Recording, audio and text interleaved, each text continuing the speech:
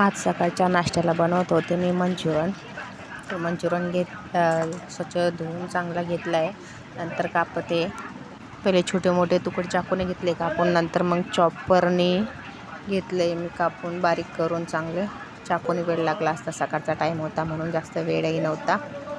त्यात मीठ टाकलं. मीठ टाकून मग चांगलं त्याच्यातलं पाणी घेतलं काढून. नंतरला मीठ आपण कमीच वापरणार आहोत. मी सगळं पाणी पिळून काढून घेते. खूप पाणी निघतं त्याने. मीठ टाकलं ना लगेच पाणी निघतं मीठ टाकल्याने.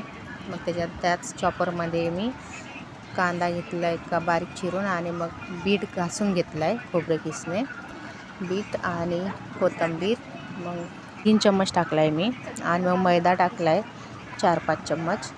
नंतर कुटलेला ठेचा होता मी हिरव्या मिरचीचा, तो टाकला आहे. आणि नंतर लाल तिखट घालते थोडंसं, आणि अद्रक लसूणची पेस्ट बस.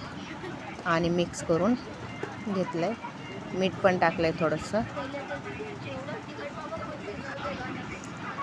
चांगलं मिक्स करून घ्या असं हाताने. मला जेवण बनायला जमते पण एडिट करता येत नाही, एवढाच प्रॉब्लेम आहे माझा. म्हणून मी जमेल तसं करते. इथं तेल ठेवलं होतं तापत, थोडंसं टाकून बघितलं तर आपलं की नाही तेल. थोडं करून जसे तुम्हाला हातात बसायचं असेल ना तेवढा उंडं घेऊन बारीक सोडत राहा. छोटे बाहेरचं आणून खाल्ल्यापेक्षा 50 रुपयामध्ये आपलं पूर्ण सदस्य खाऊन मोकळे होतो. म्हणून घरीच बनवलेले बरे. सगळे पण खातात आणि मन भरूनही खातात, पोट भरून.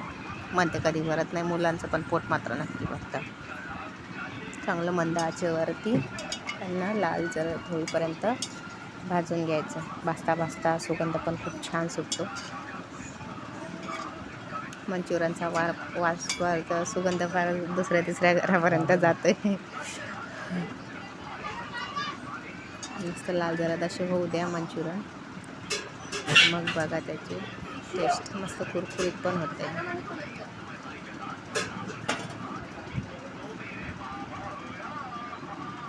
इकडं काढणं आणि तिकडे खाणं चालू असतात आमचे मुलं. तर बघू शकता.